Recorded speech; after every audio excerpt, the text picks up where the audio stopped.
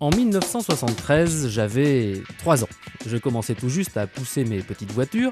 L'Alpine, elle, se déchaînait pour de vrai, comme une bête. Avec quel brio d'ailleurs. Cette année-là, champagne. La petite berlinette française a bousculé les plus grandes. À Monte-Carlo, l'équipe Andrew et Biche a remporté le rallye le plus convoité. Y a pas à dire, elle avait une bonne bouille de championne du monde. Son papa, Jean Rédélé, pouvait être fier. En version 1600, l'Alpine A110 courait avec 100 chevaux sous le capot. Moi, j'usais mes premières godasses et m'écorchais les genoux. Sous toutes les coutures, elle ne peut cacher ses origines 70. Avouez qu'elle est craquante. Revêtue de sa tunique bleu France, elle n'a pas pris une ride. Admirez ses doubles optiques avant intégrées dans le capot, le carrossage de ses roues arrière façon Gordini, sa taille basse, ses charnières et nervures métalliques apparentes.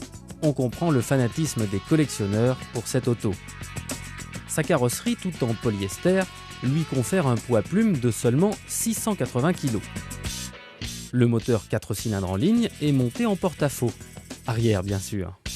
Sous le coffre avant, on trouve juste la roue de secours. Il n'y a pas la place pour autre chose.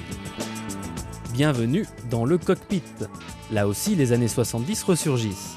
Les sièges cuir Recaro d'origine bénéficient de gros bourrelets pour un confort moelleux, figurez-vous.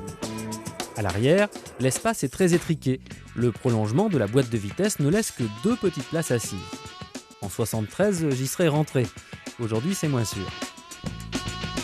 Sur route, terre ou neige, la berlinette s'apprécie tout en glisse et reste à l'aise.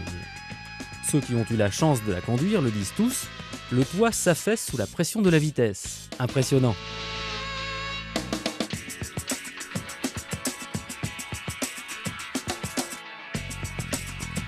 Cela n'a pas empêché l'Alpine A110 de briller sur toutes les routes du monde. Monte-Carlo, Maroc et Portugal, Autriche, Suède et Corse, la française a fait chavirer les Porsche, Lancia et Fiat de l'époque. On vous laisse apprécier.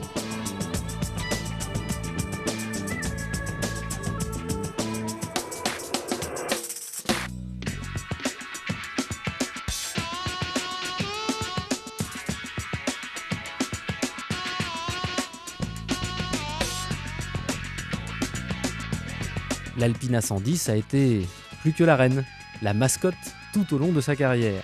Ah si, c'est mon père qui me l'a dit.